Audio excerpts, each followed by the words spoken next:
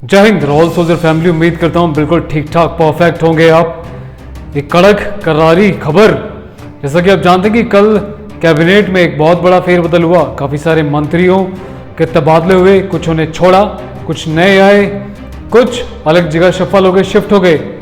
जब शपथ ली उसके बाद, जब आज पहला दिन था, तो काफ़ी सारे सवाल पूछे गए, काफ़ी सारे इंटरव्यूज में उन्होंने अलग अलग चीज़ें बताई। और सबसे इंटरेस्टिंग पूरा मामला क्या लगा, नारायण राजे जो कि केंद्रीय सूक्ष्म लघु और मध्य उद्यम मंत्री हैं, युवाओं के बारे में सबसे पहले जब इनकी ऑफिशियल मीटिंग हुई इनके अधिकारियों के साथ, तो पहला सवाल ये पूछा जो गुलदस्ता लेके इनके आसपास आ रहे थे, चलिए पहले आप ये बताइए कि अब तक बेरोजगारी के लिए आपने क्या किया, इस मंत्रालय में आपने कितनी सारी जॉब्स क्रिएट करी हैं पिछले कुछ सालों में। तो सारे एक दूसरे का चेहरा देखने लगे अफसर्स।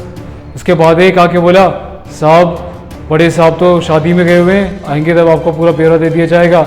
अभी मंत्री साहब थोड़े से भड़क जाते हैं और बोलते हैं, कितने मंत्री गए हैं शादी में, ऐसे क्या पूरा मंत्रालय चला गया है, सारे अफसर चले गए हैं। शाम को मुझे फाइल चाहिए, डेटा चाहिए, और शाम को बैठक होगी और मुझे पूरा ब्यौरा चाहिए कि कितने युवाओं को रोजगार के अवसर प्रदान किए गए हैं। तो मुझे लगता है कि बहुत अच्छी शुरुआत है, क्योंकि बेरोजगारी का आलम बहुत ज़्यादा है और हम हमेशा से प्रार्थना करते आए हैं, गुहार लगाते आए हैं, युवाओं की आवाज़ बनते हैं अपने इस चैनल रॉयल सोल्जर के माध्यम से कि युवाओं को ज़्यादा से ज़्यादा रोज़गार के अवसर मिलने चाहिए। जो चीज़ें हम बाहर से इंपोर्ट करा रहे हैं या चाइना से बाकी चीज़ें मंगा रहे हैं, क्यों नहीं अपने ही देश में हम इतने सारे लघु उद्योग और बाकी प्रोडक्शंस को स्टार्ट करते कि हम डिपेंडेंट ना रहें। हम हैंडीकैप हो चुके हैं, हर एक छोटी चीज़ चाहे कंप्यूटर की हो या अन्य कोई भी टेक्नोलॉजी की चीज़ हो, हमेशा हम बाहर जाके लेते हैं और बाहर मार्केट में पूरा चाइना से गोडाउन्स भरे पड़े हैं। क्यों नहीं अपने युवाओं को हम रोज़गार के अवसर देते, क्यों नहीं खुद यहाँ पे हम छोटी और बड़ी फैक्ट्रीज को स्टार्ट करते, ताकि प्रोडक्शन भी हो, खुद का जो है देश ना सिर्फ अपने लिए ज़रूरत पूरे करे, साथ ही साथ एक्सपोर्ट करने की कैपेबिलिटीज़ भी बढ़े और युवाओं को रोज़गार भी मिले। तो एक काफ़ी अच्छा स्टेप मुझे लगा। उसके बाद बात करते हैं अगले मंत्री की। Railway and IT minister Ashwini Vaishnaw ji ने क्या बोला, उनसे जब प्रेस ने कुछ सवाल पूछे कि आप ये बताइए, ट्विटर जो है इतने अपने पांव पसार रहा है, आए दिन हर किसी का अकाउंट डिलीट कर देता है, मनमानियाँ करता है, रूल्स फॉलो नहीं करता, अपनी चौधराहट दिखाता है, तो इसमें सरकार क्या कर रही है। तो उन्होंने साफ साफ बोल दिया कि देश का कानून, देश का संविधान सर्वोपरि है, जो इसको नहीं मानेगा उसके अगेंस्ट सख्त और कड़क फैसले लिए जाएंगे।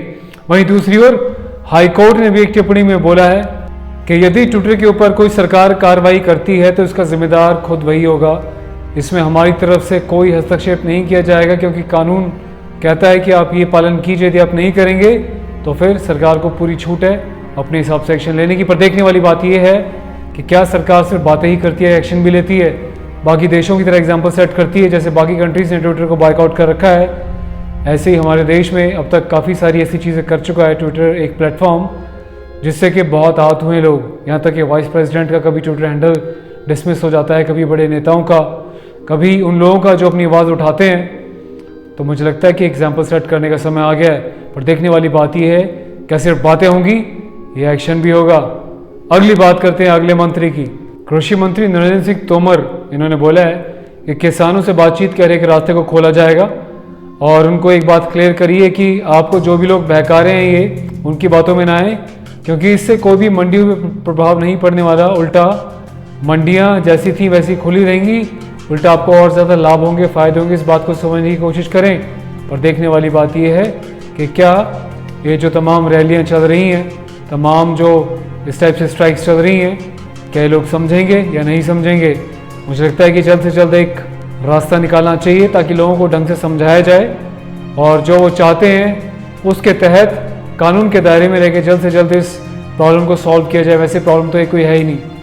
कई बार तो मुझे लगता है कि बस ऐसी चीज़ें चल रही हैं, इतनी बड़ी कोई प्रॉब्लम है नहीं जितना इसको बनाया गया है। किसान हित में इस बिल को काफ़ी अच्छे से ऑलरेडी एक्सप्लेन मैं कर चुका हूँ और जो भी फैक्ट्स रहे हैं आपको बता चुका हूँ। और मुझे लगता है कि किसान भाइयों को भी समझना चाहिए, लेकिन किसान भाई तो समझ रहे हैं यार, कुछ हैं अभी भी ऐसे जो गलत तरीके से चीज़ों को मैनिपुलेट कर रहे हैं, शायद एक राजनीतिक षड्यंत्र के चलते हुए। पर जो किसान भाई हैं, जो पढ़े लिखे हैं और जो समझदार हैं, इस बात को भली बात समझ रहे हैं कि इसमें नुकसान कोई नहीं है मेरे भाई, आप ही का फ़ायदा है। लच्छी क्या होता है आगे, आपके साथ हमेशा से सपोर्ट में हम खड़े हुए हैं। यदि कोई चीज़ गलत होती है, लेकिन जब चीज़ सही हो रही है तो हम सही का भी समर्थन करेंगे ना। गलत होगी तो गलत के खिलाफ आपके साथ खड़े होकर आवाज़ भी उठाएंगे। तो बात को समझो मेरे भाई, कोई इसमें बुराई नहीं है, ना ही कोई नुकसान है।